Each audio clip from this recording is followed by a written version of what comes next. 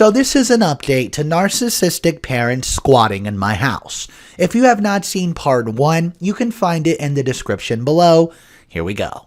Well, I decided to make some inquiries and spent a couple of days asking around the family about how my parents got their new business off the ground. It's pretty unusual that they were able to come from bankruptcy and get a new business started in under 2 years. No, it's not an MLM, for those who thought so. Even my parents would not resort to doing that crap. They undoubtedly think MLMs are beneath them. My parents' new business is comparatively smaller than their previous one. I'd say about half the size. Before they had at least 2 employees. Now it's just the 2 of them. Someone pointed out I should be watching my credit for identity theft. I already was and have been since I first was dealing with my parents squatting in my house. I put nothing past them, and they knew it. Honestly, though, I'm not sure they even bothered to remember my legal information in the past decade anyways. Hell, I'm not sure they bothered to even remember how to spell my first name. But I did lock my credit just in case. And there's been no unusual activity on it at all. So my parents did not try to steal their company funds from me at least.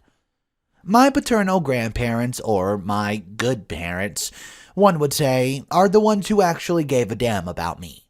And they have no idea where my parents got their money to open up shop again.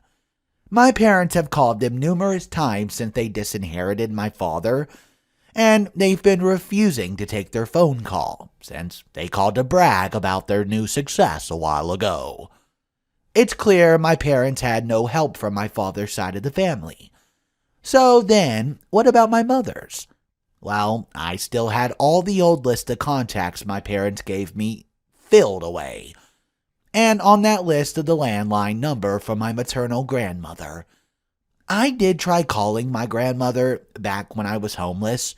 She didn't give a damn. I've never met them in person, but my maternal grandparents are a lot like my parents. Guess my father truly found his soulmate with my mother.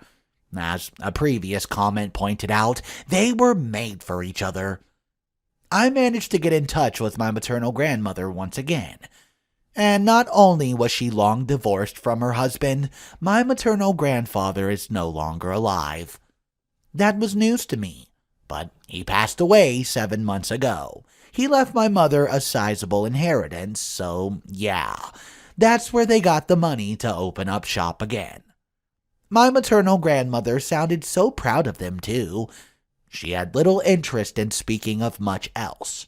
And it's likely why my parents called my grandparents just to brag about how they're so successful. They wanted to rub the salts in the wound since my good grandparents cut them off. I really don't care though, and neither do my good grandparents.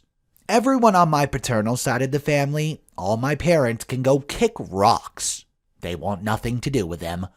I'm not the only person my parents have jaded.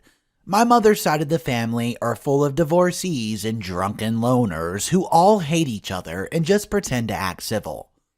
My father's side are what I'd call just very normal and nice people. My father, though, burned bridges time and time again. When I was born, my grandparents wanted to be in my life, but for some reason, my parents kept me from them. What they did this is not entirely sure, but I think it's because they did not want to be judged on their own parenting. I've only been happier if they'd sent me to boarding school, or to live with my grandparents, but I guess narcissists aren't truly happy if they don't have someone else to put down. I can only imagine the stuff they said about me behind my back my entire life.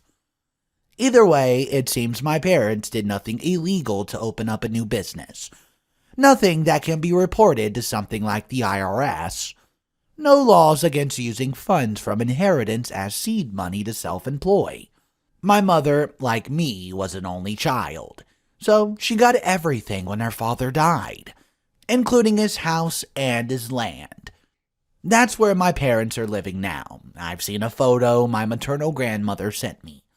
Not the nicest house, but not bad. Comparable to my own, I'd say, but it means my parents have a place to live scotch-free now and likely won't need to bother me again. I want to sell my house and move, but it turns out the company that I'm employed of has no branch in Arizona. So it's either I quit, look for new employment in Arizona after selling my house, or I just stay where I am and hope my parents leave me the heck alone. I'm looking into a job, but I really don't want my parents to ever find me. I won't move if it's not feasible, but I'd prefer to be able to.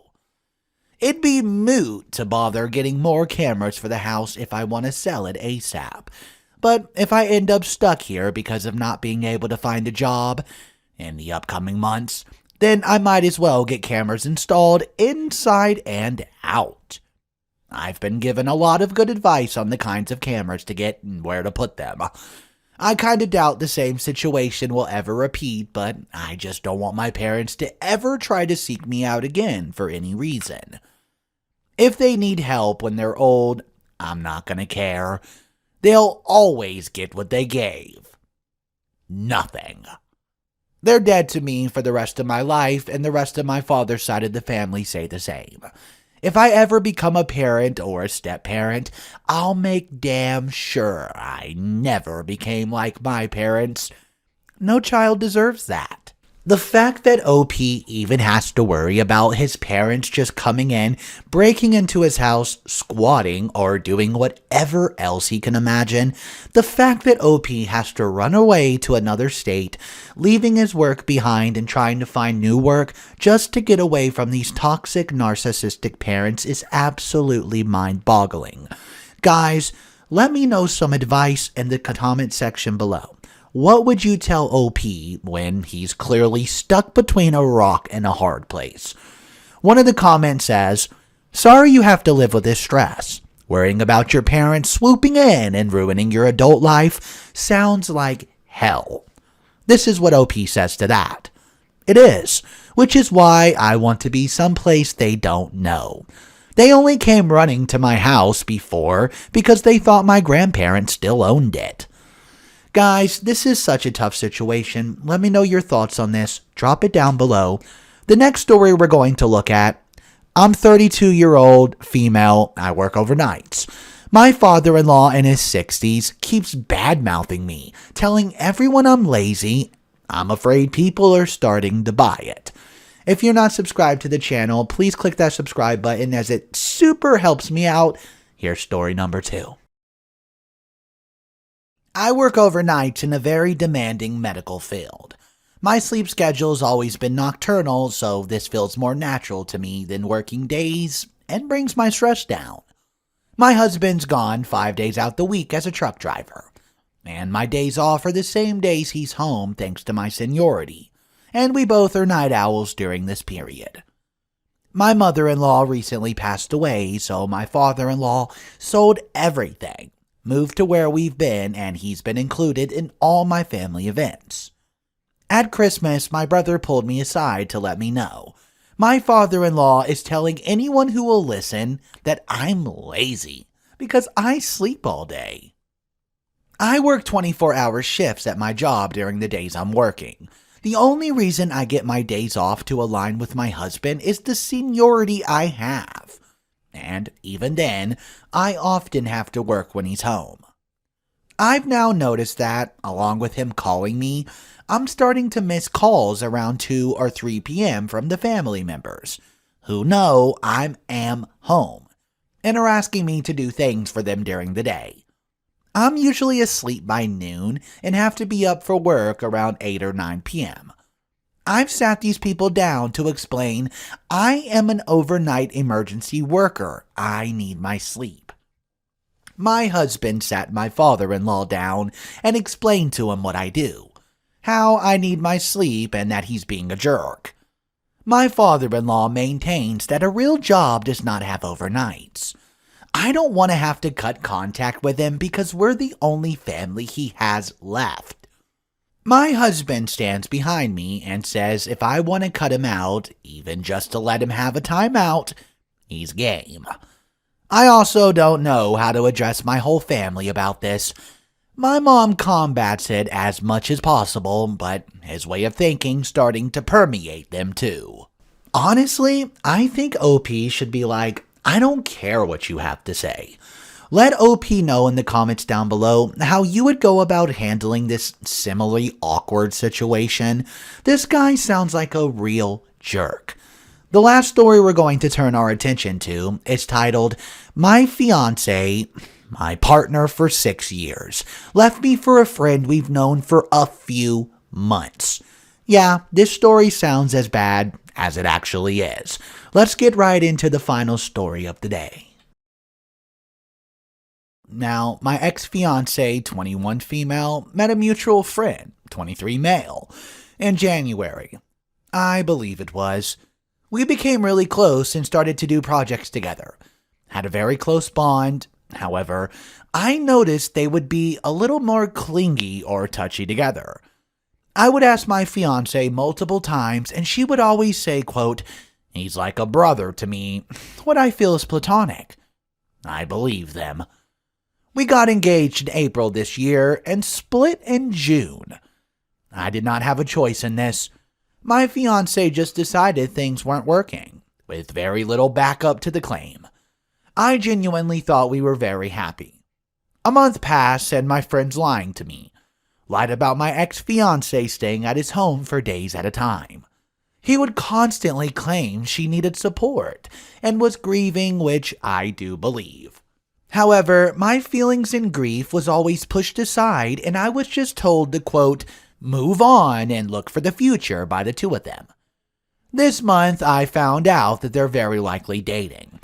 Sent videos in July to mutual friends of them drunk making out. They still kept lying and gaslighting me whenever I asked any questions. I had an attempt on my own life. A lot of bad things happened after it, and they have constantly pulled the quote, we're trying to do the best by her. And quote, we care a lot about her. Just to pull the card to our friends. I'm getting mental support now, though. This week, they had a fallout with our friends after pushing them to state their opinion.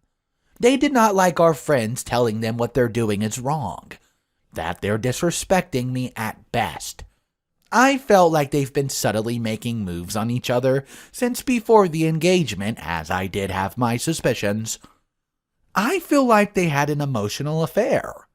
My fiancé would always say, quote, I would never cheat on you, so it hurts you question me.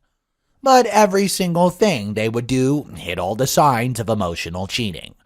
She cheated on me.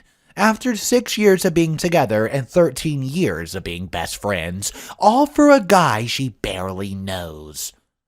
Am I crazy to be this upset and heartbroken? They're both very aggressive towards our friends for not agreeing that they were doing isn't wrong. They honestly don't see fault in what they've done to me.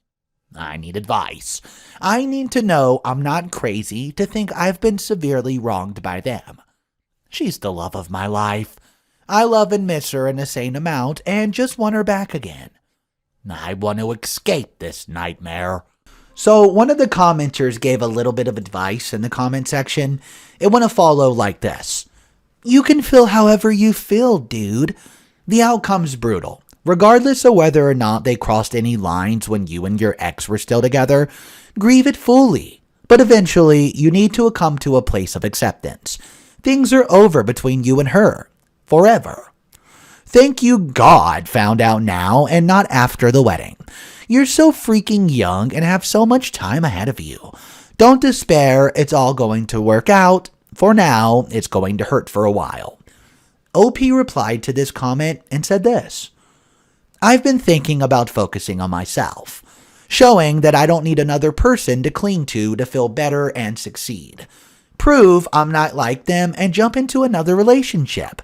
It's just the time between the breakup and then possibly getting together, which is only a month from what I've heard.